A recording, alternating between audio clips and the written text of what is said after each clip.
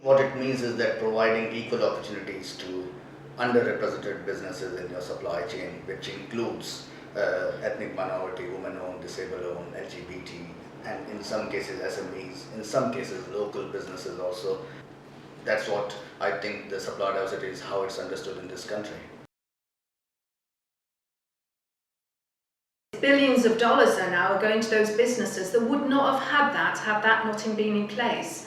And certainly from the gender perspective, the studies show that investing in women-owned businesses, women return that money to their families and to their communities, and from that you get local economic growth. I think research has shown that ethnic minority consumers are much more loyal to brands if they see the benefit or the contribution that brand or that product is making to the community. And I remember this recent study in the States, and it was done by Ford Motors, where they looked at how their supplier diversity programs have impacted directly on their sales of the cars in those communities, and there was a direct correlation, over there. So there is that sort of, but also one of the things that we have found out from our impact study is that most of our ethnic minority businesses, 80% of them are based in areas in this country where there is higher than national unemployment, higher than national youth unemployment. At the same time, those businesses that are in those areas have generated 1,000 more jobs in the last 3 years and have grown their business by turnover by 12%. So there's a direct correlation that if you invest in those businesses who are the employers in those areas, you can tackle those social issues that we are facing at this moment. Some of the issues are same, but at the same time, some issues are different when you talk about women-owned businesses and ethnic minority. And I think the biggest differential is the culture, because they come from so many different cultural backgrounds and they have different way of doing business. Businesses in Leicester are different than businesses in Birmingham because they come from different parts of India. So it's really, that's what is, I think, the key differential. And what I won't expect the procurement people to do is have different programs and different approach, but I think they need to have a better understanding that they are dealing with different kinds of businesses with different cultural background that makes them different. I think that's interesting because from the women's perspective, it's more a historical difference. Women-owned businesses are late into the market. Women only just emerging out of the houses. If you think about it, the first female bank manager was not appointed until, I think it was 1958. We've got a long way to come, so there's a lot of growth time to catch up on, a lot of networking to learn how to do, a lot of networks to get into, and a lot of long-term relationships that need to have expanded thought to allow women into the opportunity, as well as ethnic minorities. So there's an element of crossover there. Absolutely, yeah. But I think from the gender perspective, it's like women in management positions. It's about where have we been, how long is it going to take us to catch up, and does the environment suit our style of doing things? Is it different, or can we complement each other? I think, when I ask a number of our entrepreneurs who are part of our network, they say we don't want to be recognized as a minority business. Yeah. We want to be recognized as entrepreneurs. As the best business. As the best business. But at the same time, I think that's very good and very positive. But at the same time, I think if you look at the procurement side, they need to understand, they are dealing with good entrepreneurs. However, there is a cultural difference.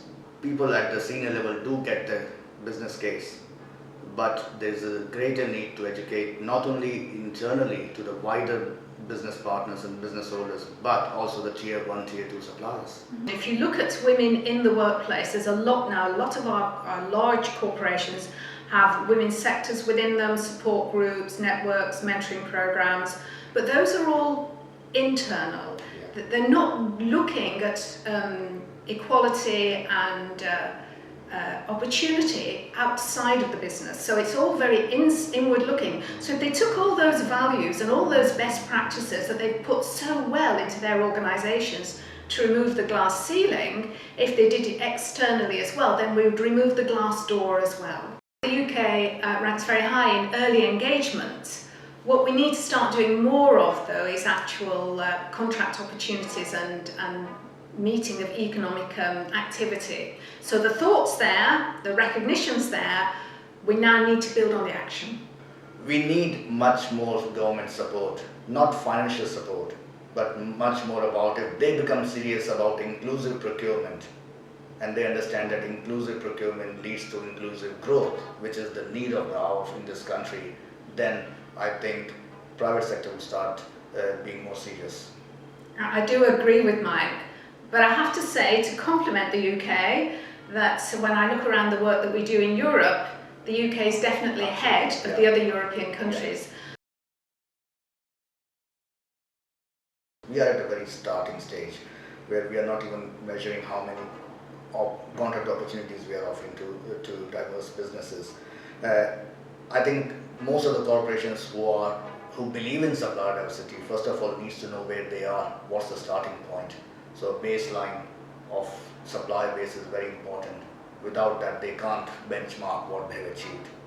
Secondly, it's both money spent with minority businesses, but also I think number of new businesses that they have engaged in the supply chain, whether it's women-owned, whether it's ethnic minority-owned.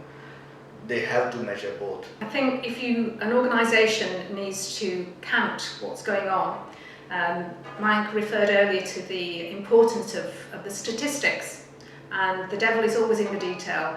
And I think if an organisation can't know what its total spend is, and then what the percentage is on women-owned business, ethnic minority-owned businesses, then we'll never know if we're making progress, what progress needs to be put in place, and what measures we can do to make that more impactful in our community. The metrics around the number of businesses introduced, how far they've got in the application process to become a supplier of goods and services are really important, because as those businesses start to become more active in procurement, unless they know why they're not getting the contract, where they're failing, is it the cost, is it the style of the business, were they too small, too big, just didn't look right, didn't feel right, whatever the reasons are, without that feedback, those businesses will never grow. There are a number of supplier diversity awards that are being offered from Race to Opportunity and other organizations, and the applications of the nominations are so very few.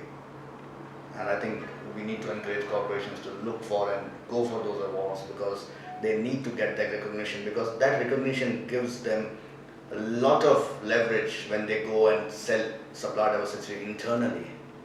It's very important to get recognized. Recently, I went to the Employers Network of Equality and Inclusion in London, ENEI, that have the annual awards, and there was an award for supply chain diversity which went to the Law Society. Race to Opportunity has an award, Business in the Community recognizes awards on supply chain inclusion. So there are a number of organizations that are now coming out with trying to recognize corporations who are doing well on supplier diversity. We haven't shortlisted our winners for our next set of awards, so watch this spot, there's still time to apply. We're assuming that all of the purchasing is done through the procurement department, and that's not true.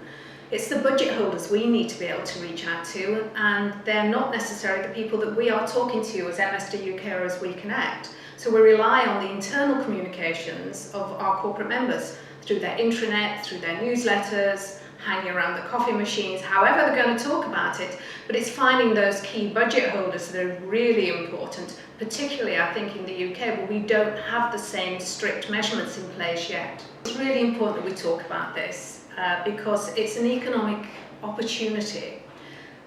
It's important as well that the general public understand that this is not about getting the contract because you're a woman-owned business or because you're a minority-owned business. It's about getting the contract because you're the best business. But you haven't got that opportunity to be part of the purchasing chain. So I think the more we talk about it, the more we'll be aware of it. I can't understand why we should ever not talk about it. There's only one thing worse than being talked about, and that's not being talked about. I would say from the gender perspective, it is happening. It hasn't already happened. We're in the process of creating history. I think what needs to happen is what the thing we've been talking about all along is the counting, the statistics. How many women-owned businesses or minority-owned businesses are there? Where are they? Where are they in the supply chain? Prove it, count it, and let's see how much ground we are breaking in doing this work, and then celebrate the success. I would like to see more from public sector procurement, more commitment from public sector procurement, because most of these public sector organizations buy from some of our members. Public sector needs to do more. And it's interesting, isn't it, that that's where it started in the USA, and that's still where the measurement comes from in the public contracts, the public procurement contracts, and that's the bits that are missing. We are also starting up a mentoring program, coaching program for minority businesses through a European grant to look at enhancing the supply chain capabilities of minority businesses. I would say that the other plan is to extend our network across the country. Plans for We Connect Europe is to continue to grow the opportunities from the women-owned businesses to be able to connect to our growing body of corporate members.